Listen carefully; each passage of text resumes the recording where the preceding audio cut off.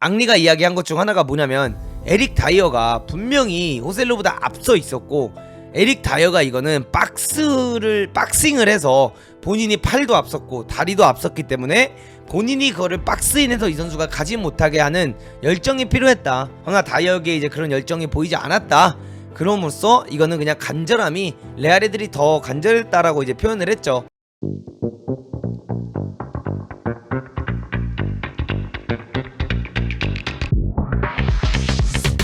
자, 여러분들 이제 어제 있었던 레알 마드리드 대 바이에른 뮌헨 경기에 대해서 먼저 좀 코멘트를 하려고 합니다. 그래서 어제 투엘과 안첼로티가 만났던 경기였고 레알 마드리드가 홈에서 2대1로 승리를 하면서 종합 스코어 4대3으로 결국 레알 마드리드가 결승전에 진출을 하게 됐습니다. 근데 어제 이제 안첼로티 대 투엘의 대결이었는데 어제 경기까지 여러분들 좀 소름 돋는 기록 중 하나가 투엘이 지금까지 준결승에서 진 적이 없었대요. 투엘이 준결승에서 패배한 적이 단 한 번도 없었다. 이걸 좀 볼 수가 있고 어제 사실 투엘이 경기 준비를 못 해온 건 아니에요. 이게 진짜 그때 형컴 형님이랑도 이야기를 했지만 우리가 도르트문트 대 PSG 경기를 보면서도 느낄 수 있는 게 도르트문트가 리그에서는 막 그렇게 잘하고 있지 않거든요.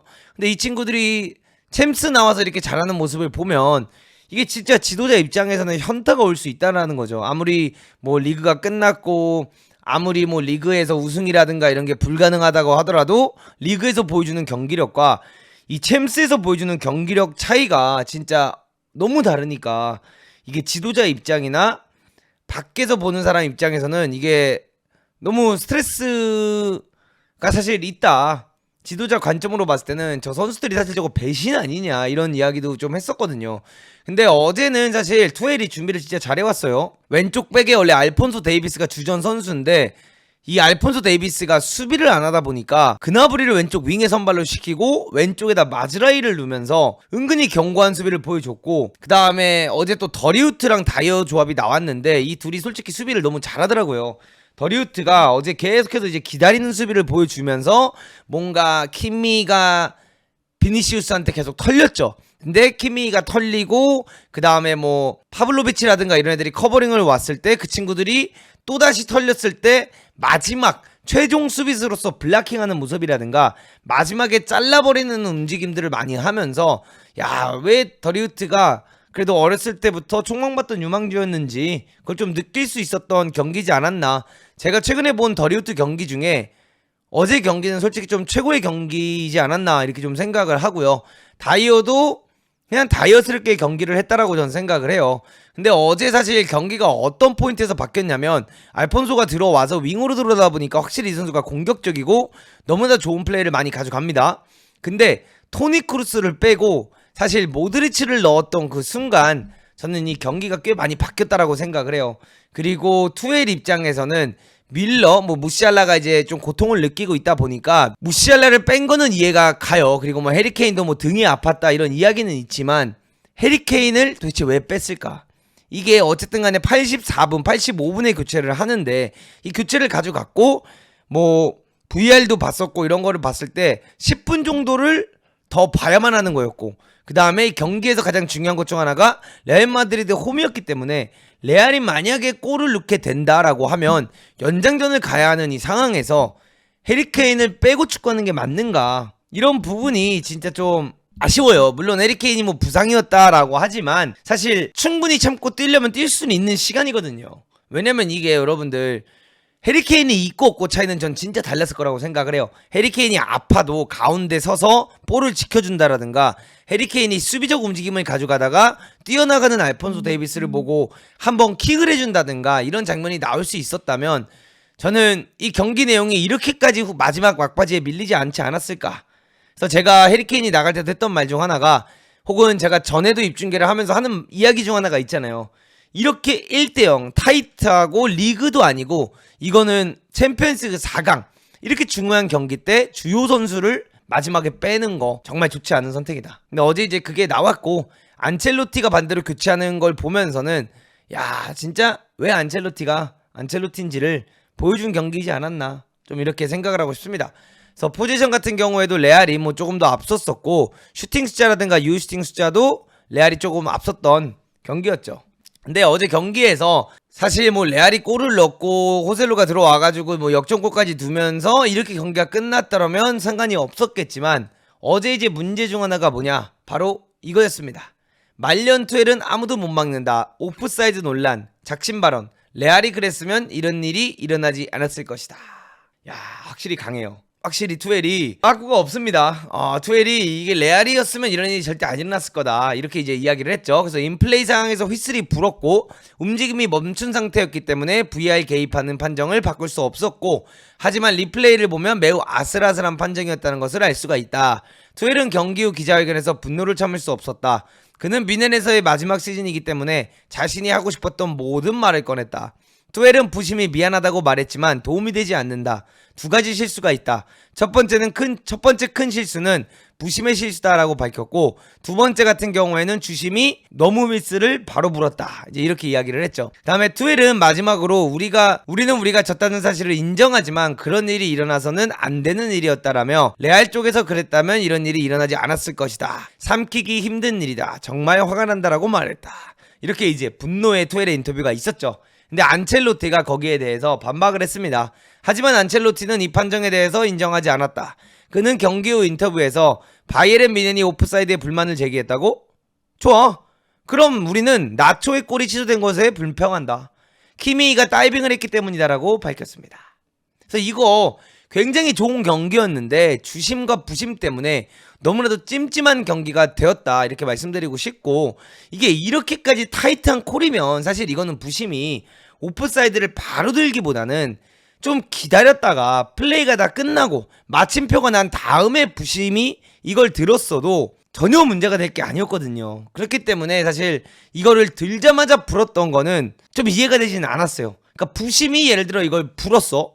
부심이 이걸 들었다고 해도 주심도 야 근데 이거 너무 타이트한 상황 아니냐, 우리 조금만 보자, 조금만 우리 경기도 보고 내가 결정을 하겠다라고 해도 괜찮았는데, 요거를 이제 바로 가져갔다라는 것 자체가 굉장히 논란거리가 되었었죠.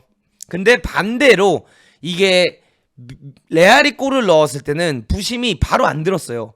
그쪽 부심은 이거를 플레이가 끝나고 나서 이거를 들어올리면서 심판이 휘슬을 불 수 없는 상황이 나왔기 때문에 튜엘이 왜 분노를 했는지는 솔직히 좀 이해가 되긴 된다, 이렇게 말씀드리고 싶고요. 이 경기를 보고 나서 이제 앙리, 뭐 캐레거 등등 많은 사람들이 이제 코멘트를 했죠. 근데 앙리가 여기서 이제 했던 가장 큰 코멘트 중 하나는 미넨보다 레알 선수들이 승리에 더 간절했다라고 이야기를 했습니다.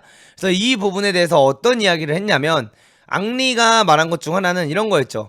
노이어가 물론 큰 실수를 했고 이 경기에서 결국 터닝 포인트는 노이어의 실수가 맞아요. 진짜 노이어가 6번, 7번을 잘 막았고 마지막에 하나를 못 막았죠. 근데 거기서부터 이제 결국 실점이 빌미가 되었는데, 여기에 대고 이제 앙리가 이야기한 것 중 하나가 뭐냐면, 에릭 다이어가 분명히 호셀루보다 앞서 있었고 에릭 다이어가 이거는 박싱을 해서 본인이 팔도 앞섰고 다리도 앞섰기 때문에 본인이 그거를 박스인해서 이 선수가 가지 못하게 하는 열정이 필요했다. 그러나 다이어에게 이제 그런 열정이 보이지 않았다. 그럼으로써 이거는 그냥 간절함이 레알 애들이 더 간절했다라고 이제 표현을 했죠. 근데 이 부분이 제가 다이어에 대해서는 계속해서 지적하던 부분입니다. 다이어가 기다리는 것도 잘하고 라인 관리도 잘하고 수비수로서 뭔가 수비 라인이라든가 이런 커뮤니케이션 레벨은 굉장히 뛰어나나, 다이어가 앞으로 압박을 갖다가 이게 뚫렸어. 그래가지고 이게 전진이 되고 나면 본인이 돌아올 때 굉장히 조깅하면서 돌아온다거나 천천히 돌아오는 게 이 선수의 안 좋은 습관이에요. 그래서 이제 그 부분이 어제는 드러났던 장면이죠. 근데 뭐 요 장면을 가지고 저는 사실 김민재가 이 장면에 있었다라고 해도 저는 김민재를 비판하지 않았을 것 같아요. 이런 장면에서 사실 수비수가 공격수보다 더 빠르게 움직이면서 이 박싱을 할 수 있다는 거는 사실 거의 불가능하다고 저는 생각을 하거든요. 이거는 반다이크였어도 못 막았을 거라고 저는 생각을 해요. 그래서 이거는 사실 앙리가 뭐 비판을 하긴 했지만 그냥 이거는 다이어 탓을 하기는 좀 그렇고 그냥 노이어의 아쉬웠던 실수였다, 이렇게 보는 게 저는 맞다라고 생각을 합니다. 그리고 이제 캐리거도 이 경기에서 이렇게 이야기를 했죠. 이 정도 타이트한 상황에서는 절대로 오프사이드 기를 들었으면 안 됐다. 그리고 오프사이드 기가 들어졌을 때 심판도 절대로 이 휘슬을 불었으면 안 되고, 가장 중요한 것 중 하나는 더리우트가 오프사이드 라인에 있긴 하지만 이 볼이 연결이 됐다라고 해도 더리우트가 직접적으로 헤딩에 관여를 하지 않았기 때문에 이건 절대 오프사이드가 아니다. 그리고 마즈라이에 대해서는 뭐 선을 그어봐야 되고 이 선수가 진짜 리디거의 뭐 뒷발과 오프사이드였는지 아니었는지는 좀 판정을 해봐야 알 수 있겠지만, 캐리거가 이야기하는 거는 이건 주심의 명백한 오심이고 주심이 너무나도 잘못했다, 이렇게 이야기를 했어요. 근데 모르겠어요. 이거를 어떻게 표현을 해야 될지 모르겠지만 전 투엘 입장에서 좀 이해는 가요. 어쨌든 간에 리그에서 받고 있었고 이 경기를 결국에 진 이유는 교체가 뭐 부상이었든 아니었든 간에 교체가 잘못되면서 패배를 한 건 맞죠. 그 다음에 안첼로티는 반대로 교체를 너무나도 잘했고, 허나 4강이잖아요. 챔스 4강.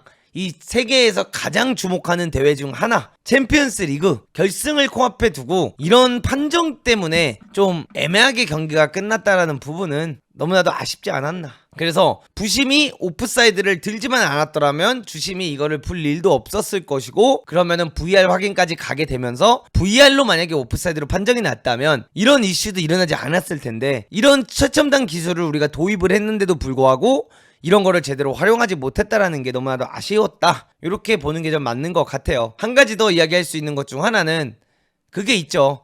이제 캐리거가 얘기한 것 중 하나는 이게 이 선수들이 예를 들어 뭐 4m, 5m 앞에까지 오프사이드 위치에 있는 거를 바로 들었으면 그거는 전혀 상관이 없다. 왜냐?